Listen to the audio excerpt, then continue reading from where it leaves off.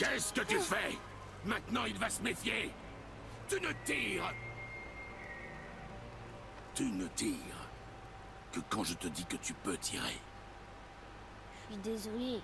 Ne sois pas désolé. Sois meilleur. Trouve-le.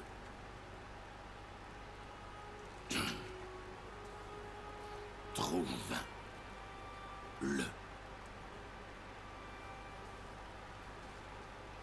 Cette façon dont le papa agit avec son fils, je suis sûr que vous connaissez ça. Je suis sûr que vous l'avez déjà vu quelque part. En tout cas, moi, quand j'ai vu ça, ça m'a inspiré. Je me suis dit à quoi Kratos ressemblerait s'il était un papa africain. Alors, faisons un petit exercice de caractère design. Je vais vous montrer comment est-ce que je fais pour dessiner des personnages, ainsi que quelques règles de base à connaître lorsqu'on veut mettre des couleurs à son dessin. Des notions telles que les valeurs de gris, la lumière, comment est-ce que la lumière agit sur le personnage. Je vais vous montrer tout ça dans cette vidéo. C'est parti.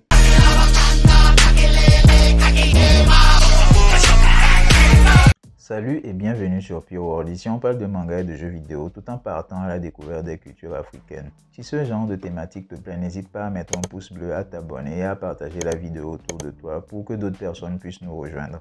En passant, vous pouvez accéder gratuitement à la BD style manga que j'ai créée appelée Guinaou, le roi des Guinées, où j'ai adapté un petit conte africain. Le lien se trouve dans la description. Dites-moi ce que vous en pensez, ainsi je pourrai m'améliorer pour faire quelque chose de meilleur pour la suite. Alors, la base, c'est de commencer par rassembler des références. On prend des images par rapport au thème, par rapport à ce qu'on veut dessiner. Donc, vous rassemblez toutes ces images-là. Il y a un logiciel que j'aime bien utiliser qui permet de rassembler les références en un seul endroit. Donc, vous rassemblez toutes les images qui vous intéresse. Donc là, qu'est-ce que j'ai fait?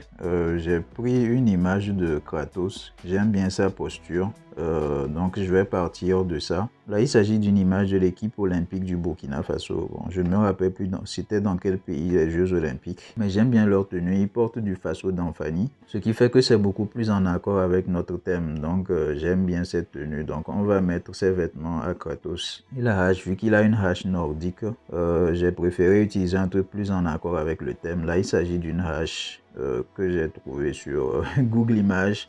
Apparemment, ça viendrait de la zone du Congo et ce serait utilisé pour des rituels.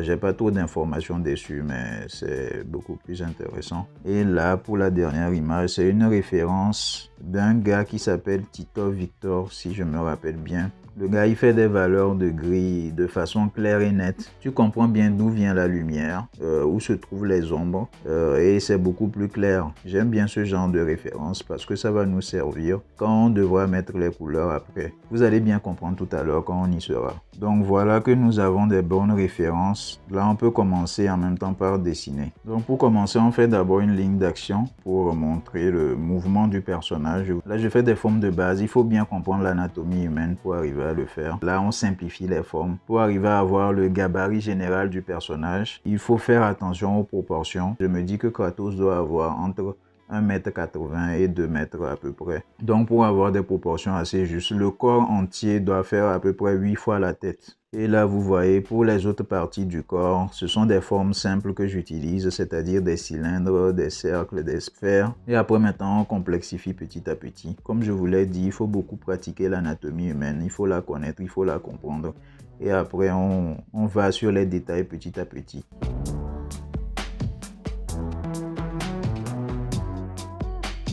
Je fais pareil aussi pour la hache. Peu importe ce qu'on dessine, il faut partir de formes simples. Des formes simples, tu fais de grosses formes, après tu fais des petites formes à l'intérieur et tu complexifies petit à petit, petit à petit. Bon, maintenant là, je me suis rendu compte que la hanche de Kratos est beaucoup plus basse. J'ai décidé de la relever un tout petit peu. Donc vu qu'on a le gabarit général du personnage, on garde ça comme ça. On ne va pas trop aller dans les détails parce qu'il doit être habillé. Donc là, je mets ce calque ici en transparence. Je crée un autre calque au-dessus pour pouvoir faire les vêtements. Je préfère utiliser des couleurs différentes pour bien m'y retrouver après. Donc là, pour les vêtements aussi, c'est pareil. On fait des grandes formes, mais après, on va dans les détails, comme je l'avais dit.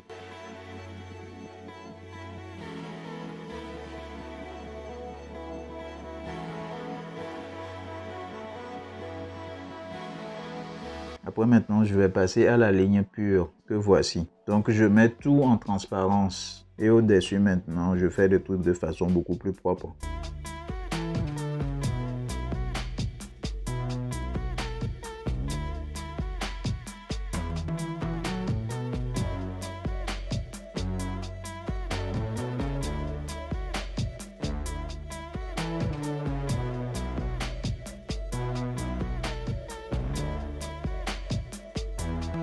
Tadam! On a obtenu notre personnage en ligne pure. Maintenant, on peut passer à la couleur.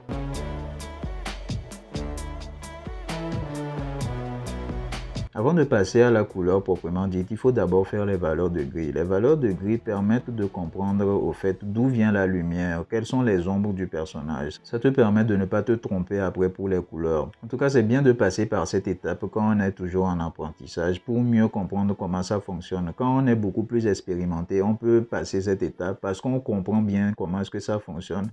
On peut passer directement aux couleurs en appliquant les règles de base.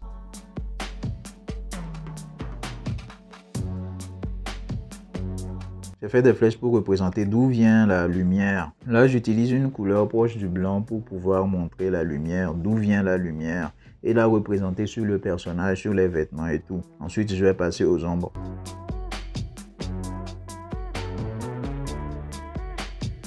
Voilà, concernant les ombres, il y a un truc à comprendre. Il y a les ombres déjà. Vous voyez, quand j'ai mis la lumière, les parties qui sont un peu plus sombres, c'est déjà les ombres. Mais maintenant, à part les ombres, il y a des ombres encore plus profondes qu'on appelle ambient occlusion. Bon, l'occlusion ambiante. En gros, c'est la partie la plus sombre d'une ombre. Autre chose à comprendre, quand la lumière frappe un objet, elle rebondit. Donc là, quand ça frappe le personnage, ça rebondit de l'autre côté. Donc là, ça n'a pas trop d'influence. Maintenant, quand ça vient et que ça frappe le sol, ça rebondit. Bon, c'est des bouncing light. Donc ce qui fait qu'il y a un peu de lumière qui est projetée derrière le personnage, qui est beaucoup plus atténuée parce que ça rebondit. Ce n'est pas la majorité.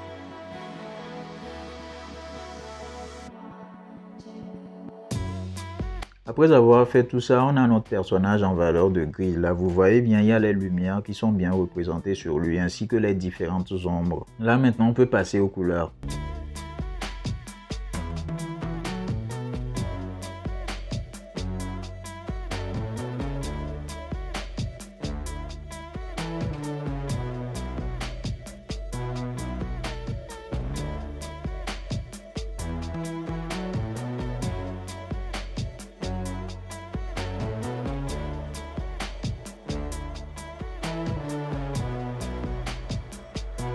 Et surtout, il ne faut pas oublier l'ombre projetée du personnage.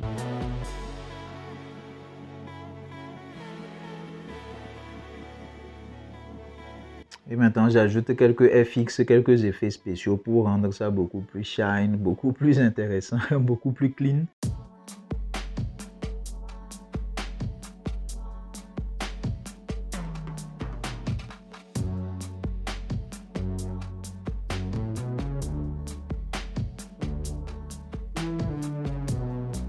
Alors si ce format de vidéo vous plaît, n'hésitez pas à me le dire, ainsi je pourrai en faire beaucoup plus souvent. Encouragez-moi donc à le faire.